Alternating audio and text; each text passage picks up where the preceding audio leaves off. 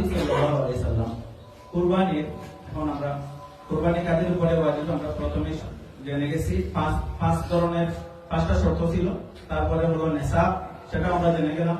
এখন আমরা জানবো কুরবানি দেওয়ার ফজিলত সম্পর্কে আল্লাহর হাবিব সাল্লাল্লাহু আলাইহি ওয়াসাল্লাম কি বলেন।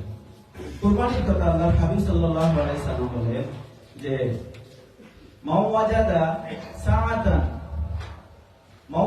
সাআতান ফালাই ইউদাহ, নাসাই শরীফের হাদিস। আল্লাহর হাবিব সাল্লাল্লাহু আলাইহি ওয়াসাল্লাম বলেন আমার কোন উম্মত মান ওয়াজাদা, তার ক্ষমতা আছে, সে কুরবানি করতে পারবে, সাআতান সে পরিমাণ তার সামর্থ্য আছে, সে সামর্থ্যবান আছে। ওই যে বললাম 5টা শর্ত ছিল কুরবানির জন্য, মুসলমান হওয়া, মুকিম হওয়া, নিসাবের মালিক হওয়া, তারপরে সুস্থ মস্তিষ্ক হওয়া, বালিগ হওয়া।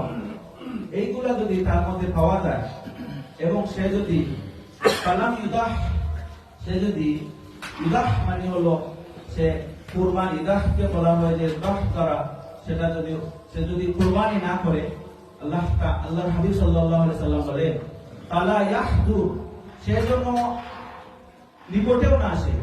ঈদের দিনে কথা বলছে, ফালা ইয়াহদু মুসাল্লানা, ঈদের নামাজের নিকটে তার কাছে যেন সে না আসে।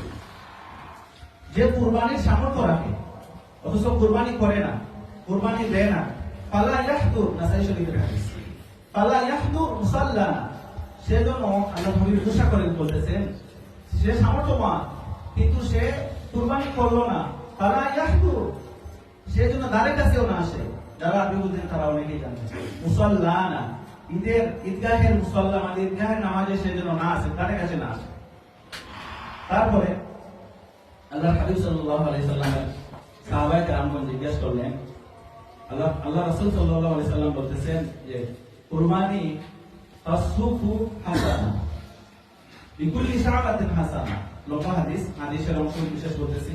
আল্লাহর হাবিব সাল্লাল্লাহু আলাইহি ওয়াসাল্লাম বলতেছেন বিকুল্লি শাআতিন হাসানা, যে কুরবানি করবে, কুরবানির প্রতিটি পশু প্রতিটি লুমে লুমে, আমরা গরুর রুমা গোনানো বাজে অথবা বকরি, সামর্থ্য মাত্র যারা যদি উঠ দেন, প্রতিটি লুমে লুমে বিকুল্লি শাআতিন হাসানা, আল্লাহ হাবিব সাল্লাল্লাহু আলাইহি ওয়াসাল্লাম বলেন শাআরা মানে লুম, চুল, বিকুল্লি শাআতিন হাসানা, প্রতিটি লুমে লুমে, প্রতিটি লুমে লুমে হাসানা, হাসানা দ্বারা নেকি বোঝানো হয়েছে। এবং একটা পশু যদি আপনি কোরবানি করেন, সেটা তো মাংস তো খাইলেনই, তারপরে আপনার পরিবার সবাই নিয়ে খুশি আমোদ করলেন, আল্লাহ তাআলা উপর থেকে আরেকটা বোনাস দিতেছেন বিকুল্লি শাআতিন হাসানা, সে প্রতিটি লুমে লুমে সওয়াব পাবে। তারপরে আল্লাহর হাবিব সাল্লাল্লাহু আলাইহি ওয়াসাল্লাম এর সাহাবায়ে কেরামগণ জিজ্ঞেস করলেন ক্বালা ফাসুফু ইয়া রাসূলুল্লাহ, যে কিছু কিছু প্রাণী আছে যেমন বেড়া শরীরে লুম বেশি থাকে, রেমা বেশি থাকে, বেড়া খুব বেশি লুম থাকে।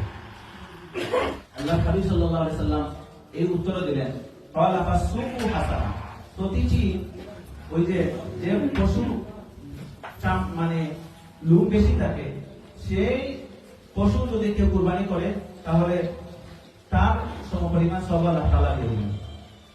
যেমন কুরবানি, যেহেতু আমরা অনেকেই কুরবানি দেব, বিশেষ করে যারা দেশে কুরবানি দিবেন, সুন্দরভাবে নিজের আত্মীয় স্বজনদের মধ্যে সাম্যতা বজায় রেখে কুরবানির পশুর মাংস বর্ধন করা সম্পর্কে আল্লাহর হাবিব সাল্লাল্লাহু আলাইহি ওয়াসাল্লামের হাদিস আছে। বিশেষ করে কুরবানি যারা দিবেন তাদের কথা বলা হয়েছে যে সে যদি নিজে কুরবানির পশু জবাই করে তাহলে এটা তার জন্য উত্তম।